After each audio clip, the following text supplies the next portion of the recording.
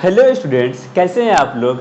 इस वीडियो में हम लोग क्लास 12 का सेकेंड टॉपिक डिटर्मिनेंट पढ़ने जा रहे हैं। चलिए देखते हैं डिटर्मिनेंट क्या होता है। इससे पहले हम लोग पढ़ चुके हैं मैट्रिक्स क्या होता है। मैट्रिक्स में हम लोग एक टाइप्स पढ़े थे, स्क्वायर मैट्रिक्स, जिसमें number of row is equal to number of column होता है। आज हम लोग पढ़ते हैं डिटर्मिनेंट। डिटर्मिनेंट क्या होता है? Determinant has an unique value whose elements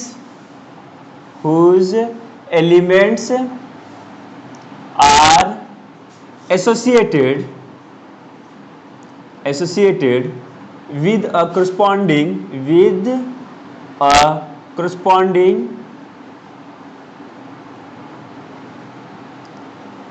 square matrix.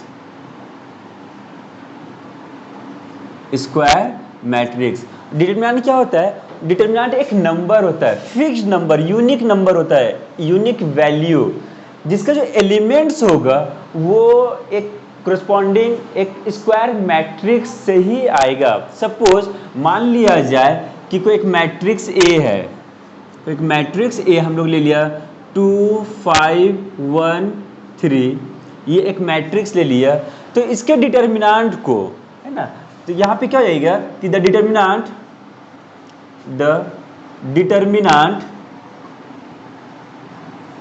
Of a square matrix A is written as या तो इस तरीके से लिखेंगे, दोनों तरफ मॉड टाइप का है, मॉड नहीं, मॉड टाइप का सिंबल है लेकिन मॉड नहीं है, इसको हम लोग पढ़ते हैं डिटर्मिनेंट ऑफ ए, और DET of A, it means determinant of A, और सिंपली आप एक ट्राइंगल का भी सिंबल दे सकते हैं। तो डिटर्मिनेंट क्या हो गया? एक यूनिक नंबर है जिसका एलिमेंट्स कोरिस्पोंडिंग स्क्वायर मैट्रिक्स से ही आएगा, है ना। तो अगर ये हमारा एक मैट्रिक्स हो गया A 2 5 1 3, तो इसके डिटर्मिनेंट को किस तरीके से लिख सकते हैं? A का दो डिटर्मिनेंट हम लोग समझ में आ गया। तो इसमें क्या करते हैं, ब्रैकेट को ना, दोनों को हम लोग क्या करना, सीधा कर देना। यहाँ में मैट्रिक्स में क्या होता है, ब्रैकेट हल्का सा मुड़ा हुआ रहता है, लेकिन डिटर्मिनेंट में क्या करते हैं, उसी ब्रैकेट को सिर्फ और सिर्फ सीधा कर दिया जाएगा। ये हमारा बन गया डिटर्मिनेंट। अगर 2 क्रॉस 2 ऑर्डर कर रहा तो भी, 3 क्रॉस 3 ऑर्डर कर रहा तो भी, 1 क्रॉस 1 ऑर्डर कर रहा तो भी। तो इतना याद रखना है कि डिटर्मिनेंट जो आएगा वो हमेशा और हमेशा स्क्वायर मैट्रिक्स का ही आएगा, ठीक है, रेक्टेंगुलर मैट्रिक्स का नहीं, हमेशा स्क्वायर मैट्रिक्स का। अगर सपोज बी मान लिया जाए कि 1 1 0 2 9 5 1 4 2, ये आ गया, तो इसका डिटर्मिनेंट को भी हम लोग क्या करेंगे, तो determinant of B is equal to, बस केवल ब्रैकेट को आपको सीधा कर देना है। तो 1 1 0 2 9 5 1 4 2, ये आ गया हमारा डिटर्मिनेंट। डिटर्मिनेंट क्या होता है? एक यूनिक वैल्यू होता है। तो इसका वैल्यू किस तरीके से निकाला जाता है वो हम लोग देखेंगे। इससे पहले हम लोग देखते हैं कि difference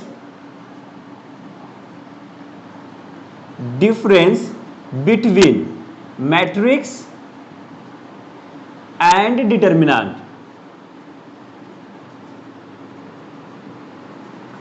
difference between matrix and determinant. Matrix क्या होता है? Arrangement of numbers. मैट्रिक्स क्या होता है? Arrangement. Matrix are arrangement of numbers, arrangement of numbers, so it has no fixed value।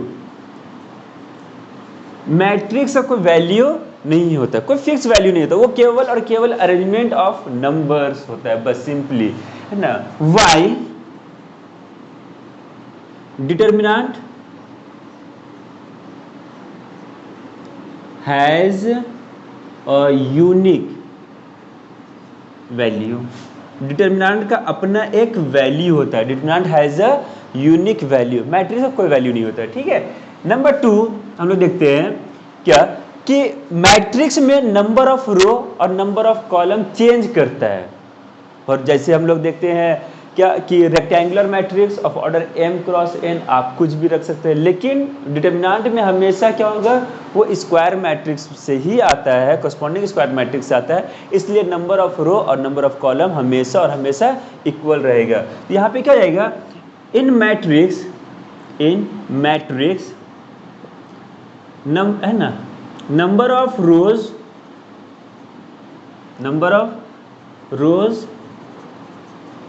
and columns may or may not be differ, may or may not be equal, but in determinant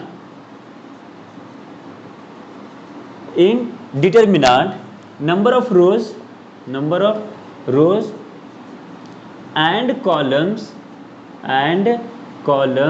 are always equal,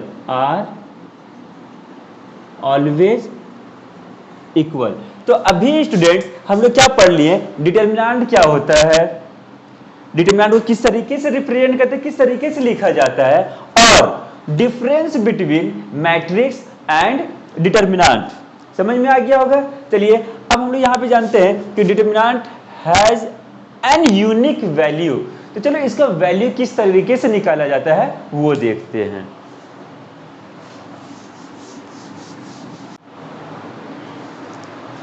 next हम लोग आते हैं value of determinant, तो इसमें number 1 आ जाएगा of order 1 cross 1 order के determinant का value हम लोग निकालते हैं। तो अगर सपोज मान लिया जाए एक डिटर्मिनेंट ले लिया 2, इसमें number of row 1, number of column भी क्या हो जाएगा हमारा 1, तो इसका वैल्यू एज इट इज ये नंबर ही आ जाएगा, ठीक है। अगर यहाँ पे -2 रहता तो ये नंबर भी क्या होता है -2, याद रहे ये डिटर्मिनेंट है ना कि मॉड, ये याद रखिएगा। मॉड में क्या होता है, माइनस जो रहता है वो प्लस में आ जाता है उसका आंसर, लेकिन डिटर्मिनेंट वो एज इट इज नंबर आ जाएगा। सपोज मान लिया जाए एक मैट्रिक्स ए हो गया, ये -2 है, तो इसका डिटर्मिनेंट क्या हो जाएगा, तो आपको क्या करना होगा -2, और इसका जो वैल्यू आ जाएगा वो -2। अब ये डिटर्मिनेंट रहेगा, याद रखिएगा कुछ भी नंबर रहेगा वो नंबर एज इट इज आ जाएगा। अगर 7/2 है तो नंबर 7/2 आ जाएगा, अगर नंबर -√3 है तो नंबर जो आ जाएगा वो -√3 हो जाएगा। तो ये जो वैल्यू आ गया डिटर्मिनेंट का ऑफ ऑर्डर 1 क्रॉस 1। नेक्स्ट हम लोग नंबर 2 में आते हैं ऑफ ऑर्डर 2 क्रॉस 2 ऑर्डर के लिए देख लेते हैं। तो सपोज मान लिया जाए A, B, C और D, ये एक डिटर्मिनेंट मान लिया हमने ऑफ ऑर्डर 2 क्रॉस 2 का। तो आपको क्या करना है, सबसे पहला इस तरीके से A और D को मल्टीप्लाई कर लेना है, AD को मल्टीप्लाई कर लीजिए, AD माइनस साइन दीजिए, क्रॉस मल्टीप्लीकेशन B और C को मल्टीप्लाई कर देना है, B और C को, तो BC, तो क्या हो जाएगा AD माइनस BC। चलिए देखते हैं यहाँ पे नंबर 2 2519, तो उसी तरीके से इन दोनों को पहले हम लोग मल्टीप्लाई कर लेना है, तो क्या हो जाएगा 18 माइनस साइन दे देना है, इन दोनों को मल्टीप्लाई कर लिए क्या हो जाएगा 5, तो इसको सब्ट्रैक्ट तो कर सकते हैं, क्या हो जाएगा 13। अगर नंबर 3 दिया जाए यहाँ पे -5 -1 2 7, तो चलो इसको मल्टीप्लाई करते हैं। सबसे पहले इसको दोनों मल्टीप्लाई कर लीजिए, तो क्या हो जाएगा -5 × 7 -35 माइनस आपको पहले दे देना है, इन दोनों को मल्टीप्लाई करने से पहले माइनस आपको बीच में दे देना है। तो इन दोनों को मल्टीप्लाई कीजिए, 2 × -1 -2, तो -2 आ जाएगा यहाँ पे, ये आ जाएगा। अब क्या करते हैं -35 +2 यानी क्या हो जाएगा -33 आंसर। तो इस तरीके से 2 क्रॉस 2 ऑर्डर का डिटर्मिनेंट का वैल्यू भी हम लोग निकालने सीख गए हैं। 1 क्रॉस 1 में क्या हो जाता है, केवल वो नंबर उतर जाता है, जो भी नंबर है वो उतर जाएगा। 2 क्रॉस 2 में क्या हो जाएगा, AD माइनस BC टाइप के क्रॉस मल्टीप्लिकेशन टाइप का हम लोग इसको सॉल्व कर लेंगे। हम लोग आते हैं next of order 3 cross 3। Of order 3 cross 3। 3 cross 3 order के डिटरमिनेंट को 6 तरीके से एक्सपैंड कर सकते हैं, आइदर एनी रोज और कॉलम्स। तो चलिए हम लोग 2-3 तरीका पहले देख लेते हैं और सब में से आंसर सेम आएगा। क्यों आएगा, determinant has a unique value. Unique value है तो कोई एक डिटरमिनेंट को आप किसी भी तरीके से एक्सपैंड करेंगे तो आंसर भी सेम ही आएगा, एक यूनिक वैल्यू ही आएगा। चलिए हम लोग देखते हैं किस तरीके से 3 क्रॉस 3 ऑर्डर के डिटरमिनेंट को हम लोग एक्सपैंड कर सकते हैं। तो सबसे पहले हम लोग क्या करते हैं ना, एक डिटरमिनेंट ले लिया A11 A12 A13 A21 22 23 A31 32 और 33, ये एक डिटरमिनेंट हम लोग ले लिया, ठीक है। अब हम लोग इसको क्या करना है, एक्सपैंड करना है। एक्सपैंड करने के लिए हम लोग किसी भी रो और किसी भी कॉलम के अलोंग एक्सपैंड कर सकते हैं। इसका मतलब क्या हो गया कि ऑफ ऑर्डर 3 क्रॉस 3 है ना, तो द डिटरमिनेंट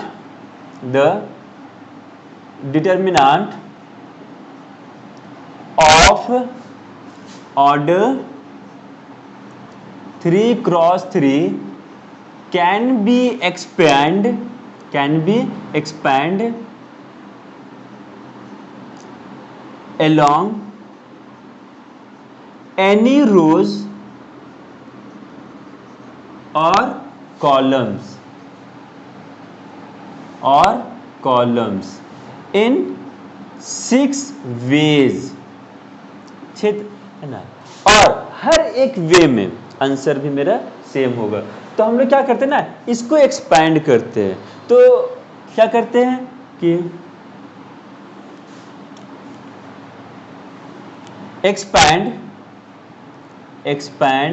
along R1। हम लोग R1 इसको हम लोग कहेंगे फर्स्ट रो को हम लोग R1 कहेंगे, सेकेंड रो को R2 कहेंगे, थर्ड रो को R3 कहेंगे। ये हमारा हो जाएगा C1, ये हो जाएगा C2, ये हो जाएगा C3। First column C1, second column C2, third column C3। 2 तरीके से हम आपको सिखा दे रहे हैं इसको एक्सपैंड किस तरीके से किया जाता है। तो एक्सपैंड अलोंग R1 और दूसरा तरीका हम लोग लेते हैं एक्सपैंड अलोंग, कुछ भी ले लेते हैं C2, ये ले लिया, और हर एक वे में आंसर भी सेम आएगा।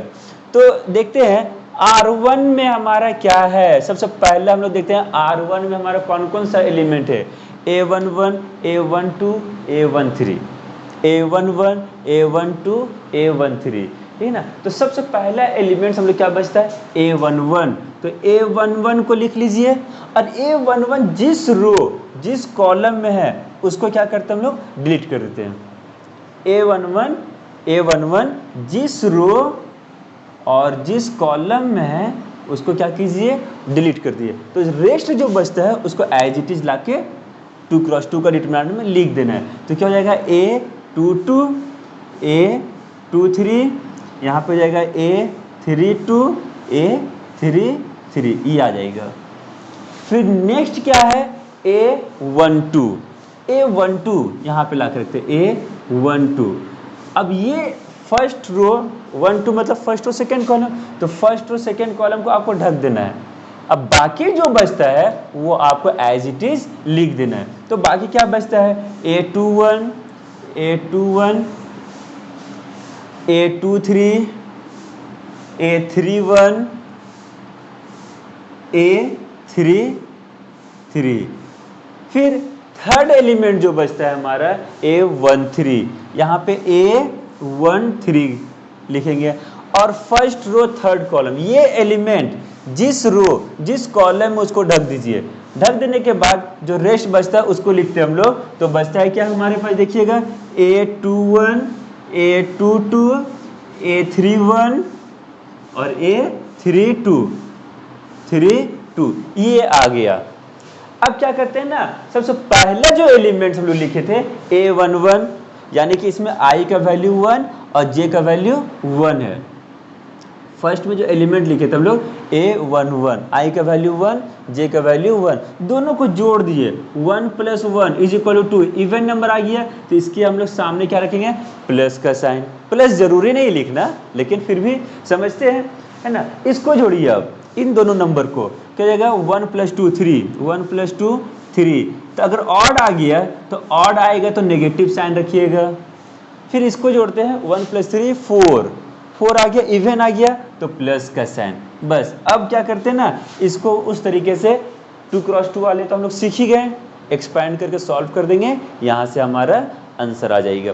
चलिए एक एग्जाम्पल लेके चलते हैं। इससे पहले आप ये भी याद रख सकते हैं कि अगर इतना नहीं करना है तो plus minus plus minus plus minus plus minus plus, ये साइन को याद रख लिए। सबसे पहला एलिमेंट A11, A11 के करस्पॉन्डिंग में कौन सा साइन है, प्लस, तो सामने प्लस रख दीजिएगा। A12 के करस्पॉन्डिंग में कौन सा साइन है, माइनस है, तो माइनस रख दीजिएगा। A13 के करस्पॉन्डिंग में कौन सा साइन है, प्लस है, तो प्लस रख देंगे। तो ये आपका डिटरमिनेंट का वैल्यू आ जाएगा। एक क्वेश्चन लेते हैं, उसको हम लोग 2 मेथड से सॉल्व करते हैं। चलिए देखते हैं। ये समझ में आ गया, मिटा दे।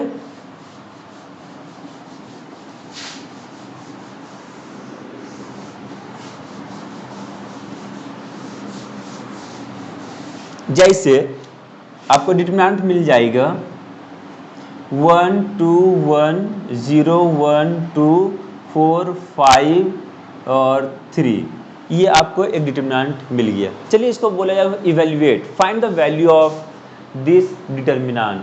तो हम लोग क्या करेंगे ना, किसी भी रो या कॉलम के अलोंग एक्सपैंड कर लेंगे। तो फर्स्ट हम लोग क्या करेंगे, एक्सपैंड अलोंग R1 ही करते हैं। R1 तो देखते हैं डिटरमिनेंट का वैल्यू क्या होता है। तो R1 में सबसे पहला जो एलिमेंट है 1 है, तो 1 लिखेंगे और इसके करस्पॉन्डिंग जो साइन रहेगा वो साइन को यहाँ पे दे देंगे। तो 1 तो प्लस तो देना जरूरी नहीं है। अब ये 1 जिस रो जिस कॉलम में उसको ढक देते हैं, ठीक है। तो क्या बच जाएगा, 1 2 5 3, ये आ गया। R1 में दूसरा एलिमेंट 2 आ रहा है, तो 2 लिख देंगे। इसके करस्पॉन्डिंग में जो भी साइन होगा, माइनस है ना, यहाँ पे ये जिस प्लेस पे 2 है उस प्लेस पे यहाँ पे कौन सा साइन है, माइनस है, तो यहाँ पे माइनस साइन दे देंगे। अब ये 2 जिस रो जिस कॉलम में होगा उसको हम लोग ढक देंगे। तो देखते हैं क्या हो जाएगा, 0 2 0 2 4 3 4 3। थर्ड एलिमेंट आ जाएगा 1 आ गया। इस 1 के करस्पॉन्डिंग प्लेस पे प्लस का साइन है, तो हम लोग क्या करेंगे, प्लस साइन दे देंगे। और ये 1 जिस रो जिस कॉलम में आ गया उसको ढक देने के बाद जो बचता है 0 1 4 5, वो लिख देंगे 0 1 4 5। अब इसको सॉल्व करते हैं। 1 × 3 -10 -2 0 -8 + 1 0 -4, ये हो जाएगा। इसको सॉल्व करते हैं। 3 -10 -7 × 1 -7 -0 -8 -8 × -2 +16 और 0 -4 -4 × 1 -4। यहाँ पे क्या जाएगा, -4 -7 -11 + 16 क्या जाएगा, 5, ये आंसर आ जाएगा। समझ में आ गया। चलिए इसी क्वेश्चंस को हम लोग दूसरे रो या कॉलम के अलोंग एक्सपैंड करके देखते हैं। तो हम लोग क्या करते हैं ना, इसी क्वेश्चन को एक्सपैंड अलोंग C2 कर लेते हैं, कॉलम 2, ठीक है। देखते हैं यहाँ पे, तो सबसे पहले देखते हैं कॉलम 2 मेरा कौन सा, ये जो है वो सेकेंड कॉलम है, इसको हम लोग कॉलम 2 कहेंगे।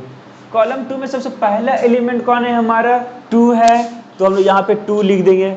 अब 2 के करस्पॉन्डिंग प्लेस पे कौन सा साइन है, माइनस का साइन है ना, तो यहाँ पे माइनस देंगे। ये 2 जिस रो जिस कॉलम में होगा उसको ढक दीजिए, तो ये कॉलम और ये रो चला जाएगा, तो 0 2 4 3 बच गया। दूसरा कौन सा एलिमेंट आ गया, 1, 1 दे देंगे। 1 के कोरस्पॉन्डिंग में कौन सा साइन है, प्लस का साइन है ना, तो यहाँ पे क्या रखेंगे, प्लस। अब ये 1 जिस रो जिस कॉलम में होगा उसको ढक दीजिए, ये चला जाएगा, तो क्या बच जाएगा, 1, 1, 4 और 3। तीसरा एलिमेंट आ जाएगा 5। अब 5 लिख दीजिए, और 5 के कोरस्पॉन्डिंग प्लेस पे कौन सा साइन है, माइनस का साइन है, तो यहाँ पे माइनस दे देंगे। और 5 जिस रो जिस कॉलम में है उसको डिलीट कर देंगे, तो बच जाएगा 1, 1, 0 और 2। अब इसको हम लोग क्या करते हैं, सॉल्व कर लेते हैं। तो -2, 0, -8 +1 3 -4 -5, यहाँ पे जाएगा आपका 2 -0। सॉल्व करते हैं, तो 0 -8 -8 इंटू -2 16, और 3 -4 -1, यहाँ पे जाएगा आपका -10। तो -10 -1 -11 है ना, और 16 -11 5। तो आंसर क्या हो गया, 5। Determinant has a unique value, that's why. अब किसी भी रो या कॉलम के अलोंग एक्सपैंड करो तो आंसर क्या आएगा, आंसर सेम आएगा। उम्मीद करते हैं स्टूडेंट्स आप 3x3 ऑर्डर के डिटरमिनेंट का वैल्यू निकालने सीख चुके हैं। अब इसी को हम लोग एक सैरस रूल, एक रूल होता है जो कि केवल 3x3 ऑर्डर के डिटरमिनेंट के लिए ही यूज होता है। चलिए उसको भी समझते हैं, शॉर्टकट तरीका है, इतना करने से भी अच्छा रहेगा। आप उसको अगर 1-2 बार प्रैक्टिस कर लीजिएगा तो इजीली आप इसको सॉल्व कर सकते हैं, है ना।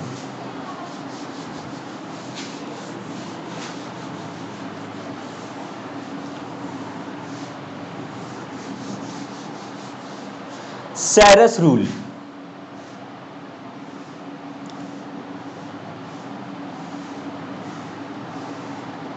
ये याद रखिएगा कि this rule is only applicable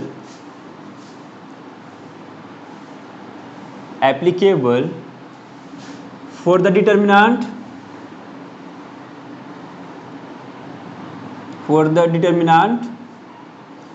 of order 3x3।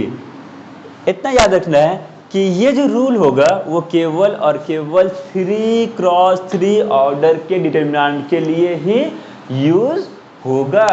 चलिए देखते हैं इस किस तरीके से सैरस रूल को यूज किया जाता है, ठीक है।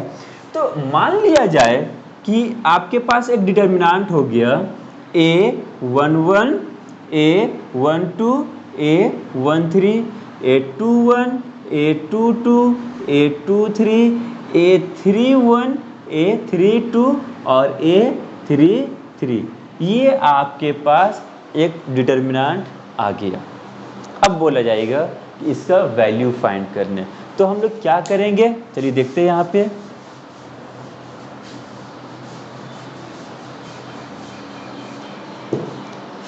तो सबसे पहला जो डिटरमिनेंट दिया हुआ है एज इट इज उसको उस तरीके से उतार दीजिए। A11, A12, A13, A21, A21, A23, A31, A32, A33। अब क्या करना है, स्टार्टिंग से 2 रो को आपको नीचे एक्सपैंड कर देना। स्टार्टिंग का 2 रो को आपको नीचे एक्सपैंड कर देना है, ठीक है ना। तो क्या जाएगा, A11, A12, A13, A21, A22, A23, ये 2 रो एक्सपैंड हो गया। अब आपको डायगोनली मल्टीप्लाई करना है। सबसे पहले हम लोग डायगोनल बनाना है। एक डायगोनल देखिए, ये डायगोनल, इसको मल्टीप्लाई करते हैं हम लोग, तो क्या हो जाएगा, A11, A22, A33, ये एलिमेंट आ गया। इसको मल्टीप्लाई करना है, एक डायगोनल, इसको मल्टीप्लाई कर दिए तो सपोज मान लिया कि ये नंबर आ गया। दूसरा डायगोनल बनाइए, इसको भी मल्टीप्लाई कर लेते हैं हम लोग, क्या हो जाएगा, A21, A32, A13। तीसरा डायगोनल आपका ये बन जाएगा, इसको भी उसी तरीके से मल्टीप्लाई कर लेते हैं हम लोग, है ना। क्या हो जाएगा A31 A12 A23 मल्टीप्लाई कर लिया। और सबको क्या करते हैं ना, सबको स्टूडेंट्स सम कर देते हैं, जोड़ देंगे। जोड़ने के बाद मान लीजिए कि ये आ गया P, सबको जोड़ दिए, सारे नंबर को जोड़ दिया, तो सपोज क्या आ गया, P आ गया, ठीक है। अब क्या करते हैं, अपोजिट से हम लोग डायगोनल बनाते हैं, इसको मल्टीप्लाई कीजिए, 3 डायगोनल यहाँ पे भी आ जाएगा, तो मल्टीप्लाई करेंगे A13 A22 A31 ये आ जाएगा। सेकेंड एलिमेंट सेकेंड डायगोनल को भी मल्टीप्लाई कर लीजिए, तो क्या आ जाएगा A23 A32 A11, ठीक है। और थर्ड डायगोनल को भी मल्टीप्लाई कर लेते हैं, क्या हो जाएगा A33 A12 A21। मल्टीप्लाई करने के बाद इसी तरीके से इसको भी आप जोड़ दीजिए। और जोड़ने के बाद सपोज करते हैं कि हम लोग इसको क्या मान लिया n। आसान है, प्रैक्टिस कीजिएगा, आसान हो जाएगा। अभी यहाँ पे लेंदी लग रहा है ना, A11 A12 A13 इस तरीके से ले रहे हैं, इसके वजह से ये आसान हो जाएगा। और अब जो डिटर्मिनेंट का जो वैल्यू आएगा वो क्या आएगा P माइनस n, बस ये अप्लाई कर दीजिएगा, यहाँ से डिटर्मिनेंट का वैल्यू आ जाएगा। चलिए किस तरीके से इसको बनाया जाता है एक एग्जाम्पल लेके चलते हम लोग, है ना। सपोज एक कोई भी डिटर्मिनेंट ले लिया 251081932 ये आ गया। अब बोला जाएगा इसको सॉल्व कीजिए। सॉल्व करते हैं तो सबसे पहला क्या हो जाएगा कि डिटर्मिनेंट को उस तरीके से लिख देना है, तो क्या हो जाएगा 251081932। दो रो को आपको एक्सपैंड नीचे एक्सपैंड कर देना है, तो क्या हो जाएगा 25108 हो गया। इसको हम लोग क्या करेंगे, अब मल्टीप्लाई करते हैं। डायगोनल सबसे पहले डायगोनल बना लेते हैं हम लोग, ये डायगोनल इसको मल्टीप्लाई कर लिए, 2 8 जा 16 2 जा 32 ये आ गया। इसको मल्टीप्लाई कर लेंगे तो ये आ जाएगा आपका क्या 0। इसको मल्टीप्लाई कर लेंगे तो ये आ जाएगा आपका 45 आ गया ना। अब इसको क्या करते हैं जोड़ देंगे, तो यहाँ पे जब जोड़ेंगे तो P का जो वैल्यू आ जाएगा 7 और 7 77 आ गया, ठीक है। अब क्या करते हैं इधर से डायगोनल बनाना स्टार्ट करते हैं, 72 और यहाँ पे हो जाएगा आपका 6, यहाँ पे हो जाएगा आपका है ना 0। इसको अगर जोड़ देंगे तो यहाँ पे क्या हो जाएगा 78। तो डिटर्मिनेंट का जो वैल्यू होता है वो P माइनस n, तो P का वैल्यू 77 माइनस n का वैल्यू 78, यानी क्या हो जाएगा -1। सेरस रूल यही है, इसको अगर आप प्रैक्टिस करते रहिएगा तो ये और भी आसान हो जाएगा। सेरस रूल को अगर प्रैक्टिस कीजिएगा तो ये और भी आसान हो जाएगा। किस तरीके से आसान होगा, तो देखिए जिस तरीके से आप यहाँ पे 2 को मल्टीप्लाई किए हैं, तो आप क्या कीजिएगा डायरेक्ट भी हम लोग यहाँ पे सेरस रूल अप्लाई कर सकते हैं। ये देखिए 2 क्या जाएगा 32 P माइनस n, ठीक है ना। तो क्या जाएगा 32, फिर सेकेंड में आप अप्लाई कीजिएगा तो इसको 0 3 और इसको किससे मल्टीप्लाई करना, ये एलिमेंट 1 से मल्टीप्लाई करना, 0 3 1 देखिए आ जाएगा ना। तो फिर क्या जाएगा +0, फिर प्लस साइन दीजिए, आप इस 9 को इससे मल्टीप्लाई कर दीजिए, क्या जाएगा 45। फिर ये हो गया P माइनस n, n क्या हो जाएगा, यहाँ से एक डायगोनल आ जाएगा आपका 72, यहाँ से एक डायगोनल हो जाएगा है ना 1 3 को किससे फिर मल्टीप्लाई करेंगे, ये 2 से मल्टीप्लाई करना है, तो यहाँ पे क्या हो जाएगा +6 और इस 2 को किससे मल्टीप्लाई करना है 5 0 से, तो क्या जाएगा 0। 2 × 5 × 0 0 हो जाएगा। इसको सॉल्व कर लेंगे 77 माइनस 78 यानी क्या -1। तो ये और भी आसान हो जाएगा, आपको दो रो को एक्सपैंड करने की ज़रूरत भी नहीं पड़ेगी। उम्मीद करते हैं सेरस रूल समझ में आ गया। चलिए हम कुछ क्वेश्चंस करते हैं इस पे।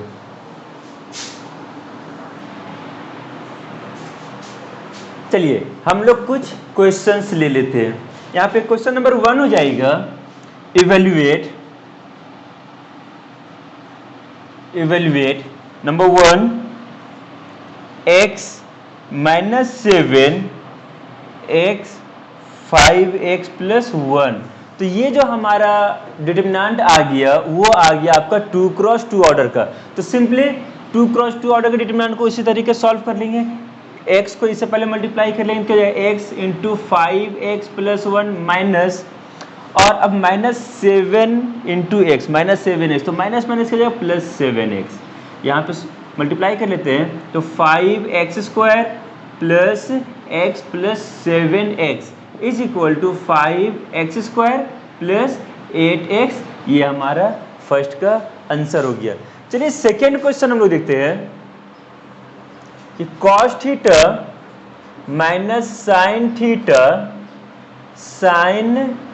थीटा और cos थीटा, इसको इवेलुएट करना है। तो इसको इवेलुएट करने के लिए क्या करना होगा, पहले इन दोनों को मल्टीप्लाई कर लेते हैं हम लोग। तो क्या जाएगा cos स्क्वायर थीटा माइनस, पहले माइनस होगा, इसका मल्टीप्लाई कर लेंगे तो माइनस माइनस क्या जाएगा प्लस साइन स्क्वायर थीटा, और हम लोग जानते हैं कि cos square theta plus sine square theta is equal to क्या जाएगा 1।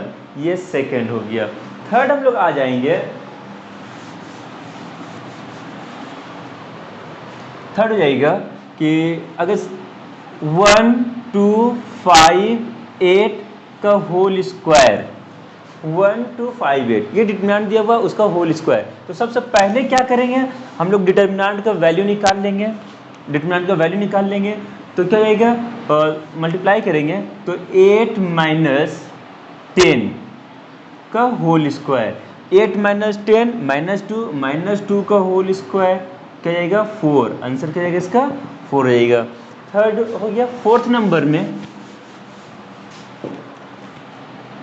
फोर्थ 2 8 1 3 9 5 7 0 8 4। चलिए इसका वैल्यू निकालना है। तो इसका वैल्यू निकालने के लिए क्या करेंगे हम लोग सैरस रूल ही अप्लाई कर लेते हैं, सबसे बेस्ट रहेगा।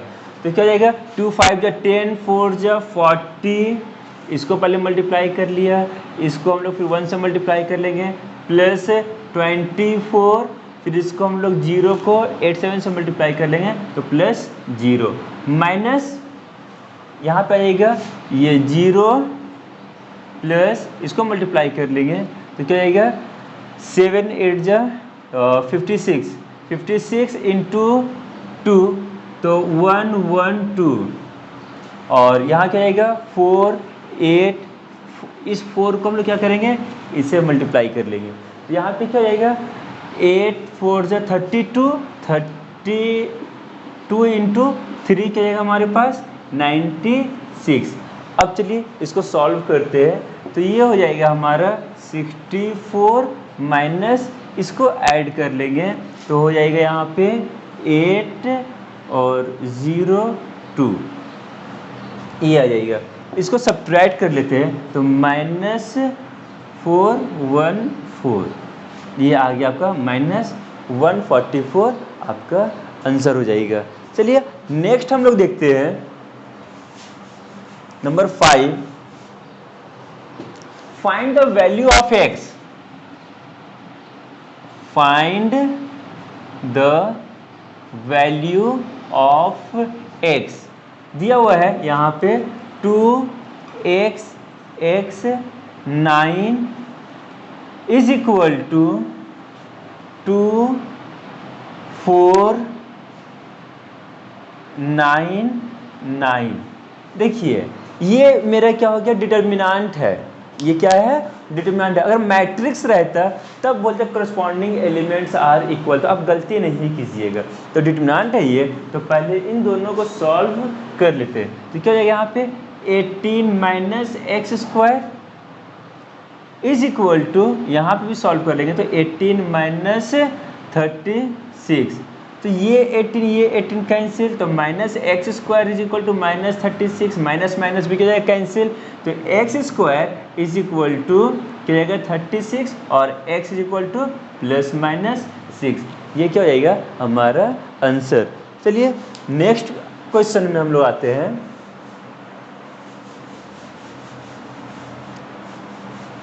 प्रूव दैट नंबर है ना, क्वेश्चन प्रूव दैट, यहां पे एक डिटरमिनेंट दे दिया है, इफ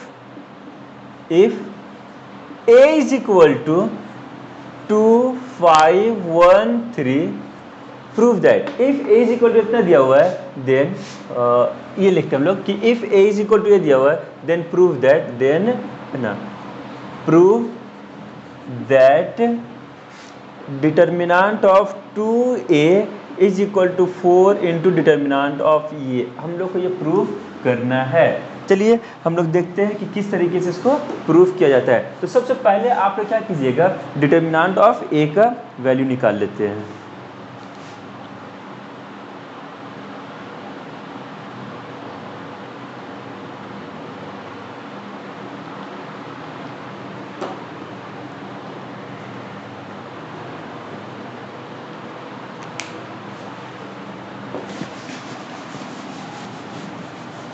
सबसे पहले हम लोग क्या करेंगे, डिटर्मिनेंट ऑफ a का वैल्यू निकाल लेंगे। तो डिटर्मिनेंट ऑफ a हमारा क्या हो जाएगा, 2 5 1 3, ये ना है, तो क्या हो जाएगा 6 minus 5 is equal to 1। Now LHS क्या हमारे पास, डिटर्मिनेंट ऑफ 2a है, तो हम लोग सबसे पहले क्या निकालेंगे, 2a निकालेंगे। तो 2 इंटू a का वैल्यू क्या है, 2 5 1 3, इसको मल्टीप्लाई कर लेंगे, क्या हो जाएगा 4 10 2 6, ये हो जाएगा। और अब इसको डिटर्मिनेंट में चेंज करेंगे, तो केवल क्या करना है, यहाँ पे लाके मॉड टाइप का सिंबल बैठा देना है, और इसके ब्रैकेट को हम लोग क्या करेंगे, चेंज कर लेंगे। तो 4 10 2 और ये 6, इसको सॉल्व करेंगे तो 24 माइनस 20 इज इक्वल टू 4, ये क्या आ जाएगा LHS। RHS अगर देखते हैं हम लोग, RHS तो क्या है 4 into determinant of a, 4 into determinant of a का वैल्यू हमारे पास कितना आया, 1 आया, तो 4 इंटू 1 इज इक्वल टू 4। तो देखिए LHS और RHS क्या हो गया, इक्वल हो गया स्टूडेंट्स। तो लिखें यहाँ पे कि hence LHS is equal to RHS proved, ठीक है ना। चलिए आज के लिए इतना काफ़ी है। नेक्स्ट वीडियो में हम लोग पढ़ेंगे कि सिंगुलर मैट्रिक्स क्या होता है, नॉन सिंगुलर मैट्रिक्स क्या होता है, माइनर एंड को फैक्टर ऑफ अ मैट्रिक्स क्या होता है। उसके बाद हम लोग आएंगे प्रॉपर्टीज ऑफ डिटर्मिनेंट पे। चलिए बाय।